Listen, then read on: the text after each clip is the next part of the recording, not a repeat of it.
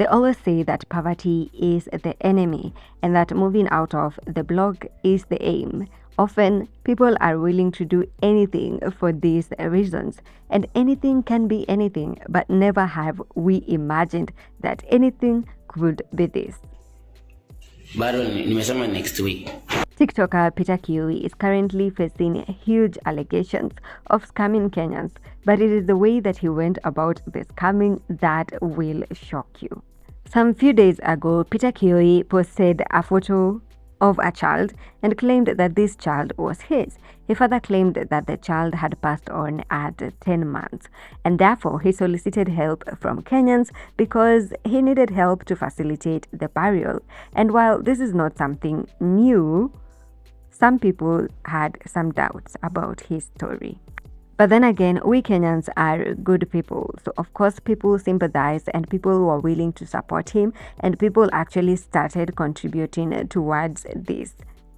And as the contributions and the preparations and the talk about preparations and everything went on, some red flags started to show up. One of the red flags being Peter Kioi himself hadn't seen his baby at the morgue. You know how when a person passes and we are having preparation for burial, we often go to see the person at the morgue. So Peter Kioi didn't get to see the baby at the morgue, and while they were going to see the baby at the morgue, he wasn't alone. He was accompanied by some TikTokers, and when they went there, they couldn't get to see the baby. Peter Kioi claimed that this was because the mom hadn't given him access. This was the first red flag, because how can you not have access as a father to the child?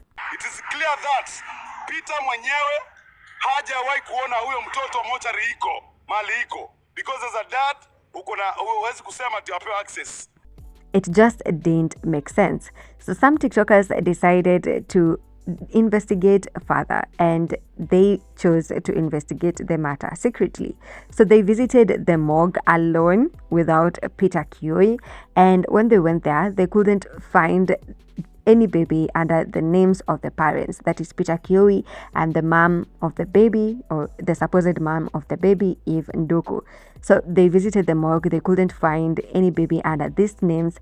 They visited different morgues in the area and still couldn't find any baby under these names, which led to the conclusion that there was no baby at all. As far as Nini, what it's called, what? Mtito Wandei. This is as far from Mtito Wandei coming downwards to Machakos. Morgues zenye ziko hapo, hakuna mtoto wote ameekwa kwa hizo morgue with that name, unless the kid is in the morgue in Nairobi. But all the morgues, hakuna mtoto kama huyo. And as they followed up on the matter, they claimed that some morgues, 3 of the morgues, confirmed that they had gotten calls asking them to comply with the story. Like if anybody calls to ask your story, Peter Kioi's baby, they should just go along with the story. And that shows that all this was a scheme by Peter Kioi. 3 morgues have confirmed to being called to cooperate with the story if they have been asked by any chance.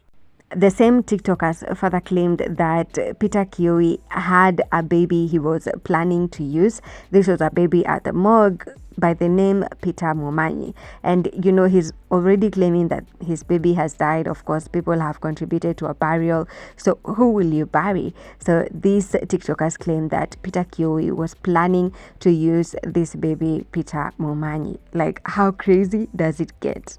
Peter Kioi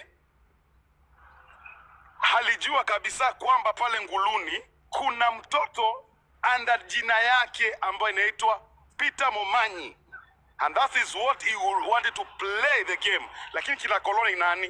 Kina koloni, they were smart enough, wakafika mapema, wakajua huyu mtoto anaitwa Peter huyo next of kin anaitwa Peter Momanyi. So the other huge red flag that was there, and the red flag that actually made this whole story to blow up, is the fact that they didn't appear to be mourning. Like, okay, Peter Kioi was mourning on social media, but on the ground, things were different. This was revealed by a TikToker going by the name Frizzle. So Frizzle had gone out hanging with Peter Kioi and the mom to the baby, that is Eve Ndoku.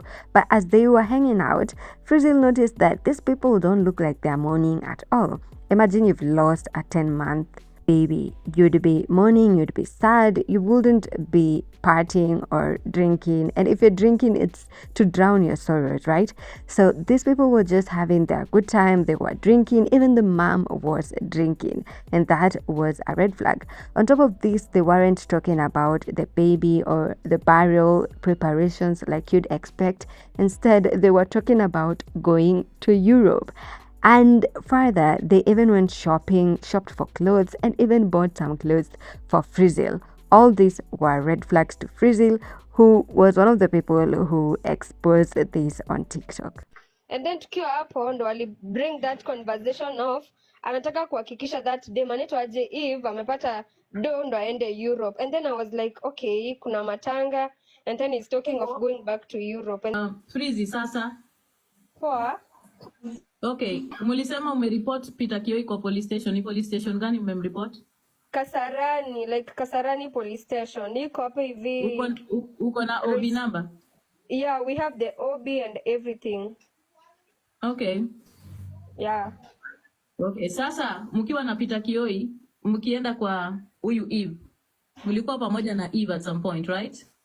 Yeah, tulikuwa sisi wote. Mimi, Eve. Okay, we were 4 of us. That is Mimi, Peter, Eve and the girl, huyo beshte yangu. So we were 4 of us. So wewe mkiwa pamoja ulikuwa umejua unaenda hata actually to talk to a woman who has lost a child, si ndio? Yeah, sure, yeah, for real. Because Did it seem club, to you? I was like, nilikuwa, okay, kwa club nilikuwa nakaa na that girl since, okay, me, watu walikuwa nalewa actually, that is the Eve mwenyewe na hata the nani Peter, watu walikuwa wamelewa kabisa. Because walikuwa drama Paris. Ili have achukuliwe apelekwe tu nje, unaona? So mimi nilikuwa nakaa na lady because I knew amepoteza mtoto. Mi sikuwa na all of us, but pia nilikuwa na shuku because kama ni mtoto wa 10 month anafaa kuwa alishazikwa kitambo. So nilikuwa na that doubt kidogo after tulifika Machakos, and then sikuona mtu, unaona? The TikTokers didn't just stop the investigations there. They further reported Peter Kioi at Kasarani police station. Yesterday, Peter Kioi was live, and he was live with a couple of women. I didn't get to hear him speak, but the women were sort of defending the fact that he had stolen money from Kenyans, and they were saying, wewe ulituma ngapi kabla uite Peter Kioi mwizi, and all that. So yeah, let me know what you think about this in the comment section. But for me, this story is like crazy. I mean, I have to give it to Peter Kioi. Never had I imagined that anyone would claim that their child has passed on so that they could get a fundraiser going, only for them to use the funds for something else. After they had obtained all this information, they concluded that this was all a scheme by Peter Kioi to get money from Kenyans. And we know how these mchangos can be. After seeing how people contributed millions for Brian Chira's burial and for the construction of a house for his shosh, maybe Peter Kioi was hoping for the same. Allegedly, he was hoping to use all this money to go to Europe. Tu pia hapa chini anaogopa kuongea, though hii conversation ikianza alitype hapo chini na akasema pesa yenye inatafutwa ni ya huyo mwanamke arudi Europe.